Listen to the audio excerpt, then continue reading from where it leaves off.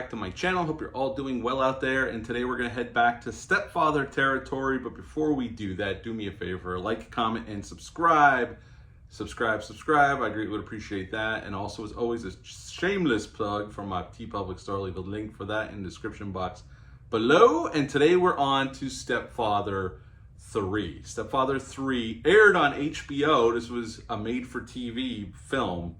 Aired on HBO June 4th of 1992. It's rated R. It's an hour and 15 minutes long and had a budget of $1.8 million. Now, to direct this film, Guy Mangar came in to direct this film, and Terry O'Quinn did not come back. They did approach him, but he was not interested in coming back to do this a third time, considering Jerry was very much dead at the end of the second one, just like he was dead at the end of the first one. So Terry O'Quinn turned him down. So they rewrote the script or massaged the script in a way that it makes sense on how nobody knows who the stepfather really is, and we'll get into that in a second. To come in to play the stepfather, or Keith Grant as his name is in this film, is Robert Whiteman, plays the stepfather, or Keith Grant, not Jerry anymore, this is his new name.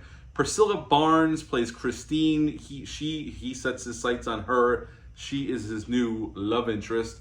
And she was on Three's Company. She was also in Rob Zombie's Devil's Rejects, as Banjo and Son, part of that band that they terrorize in the hotel room. She was in that as well. And Susan Hubley was in this film as Jennifer. She is another woman that catches Keith's eye in this little town in California.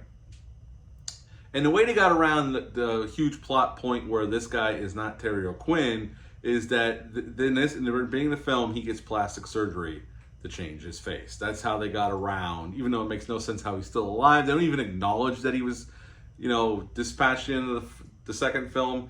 He kind of just shows up at this guy's underground plastic surgery place, and he gets plastic surgery, and now he's Keith Grant. And Robert Whiteman kind of has the same mannerisms as Terry O'Quinn. He kind of looks like the same body build, but we'll talk about his performance in a little bit. And he moves to this little town, sets his sights on Priscilla Barnes' character, and starts up a relationship, and she's a son that's in a wheelchair.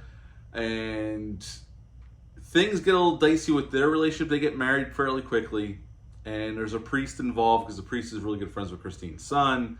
And when things start falling apart, Christine's son goes back with her. She's divorced, goes to live with his father.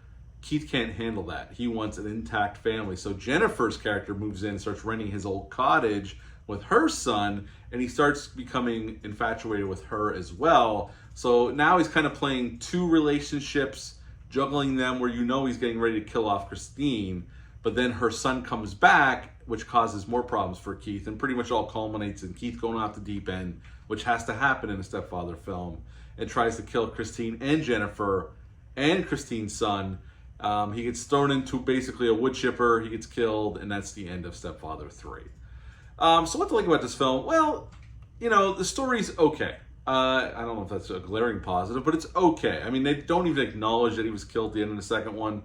They don't even acknowledge that he was hurt at the end of the second one. He just shows up at this underground plastic surgery place right at the beginning of the film and gets his face changed, and he has a new identity. And he kills the plastic surgeon before he leaves because he hangs out there to recover. They do set up this, for just a few, maybe 10 minutes of the movie, a red herring. This guy that Christine was dating is hanging around, and he's kind of a dick. So they kind of try to make you think he might be, Jerry, but it's not. We all know it's this Keith is, he is Jerry. Because he dispatches of this other guy and ends up burying him in his garden in the backyard. Now, let's talk about the main thing. Robert Whiteman's performance. He was a TV actor. He was on the Waltmans. He did some other stuff as well. He's no Terry O'Quinn. He tries his best, but he does come nowhere near the performance Terry O'Quinn gives in the first Stepfather or the second Stepfather. He's serviceable, but definitely this movie is missing Terry O'Quinn. Priscilla Barnes is good here. So is Susan Hubley. I mean, they're doing what they need to do. The kids are good. The other actors are pretty damn good. Is this movie the best directed one? No, it's definitely, you could tell this was a made-for-TV movie or HBO. It had about the same budget as the second one, a little bit more, but, it's not the best directed movie. It's okay. This one never reaches the heights of the first film for sure, and it's not as good as the second film.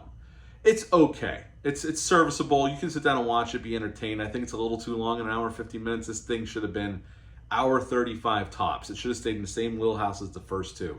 They went a little longer, and at some points you could feel the length of this thing, and I just don't think it really needed that extra time to tell the story they're trying to tell, honestly.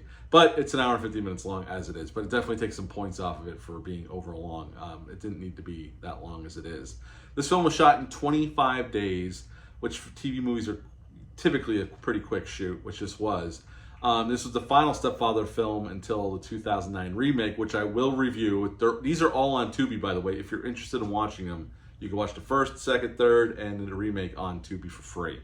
The director, the plastic surgery scene was not done with special effects. The director actually went in and got footage of a real plastic surgery procedure, and that's what's put into the film at the beginning of it. I mean, you only see little bits and pieces of it, and they had this blue tint over it, but you do see a little bit of the surgery going on, and it was filmed for real.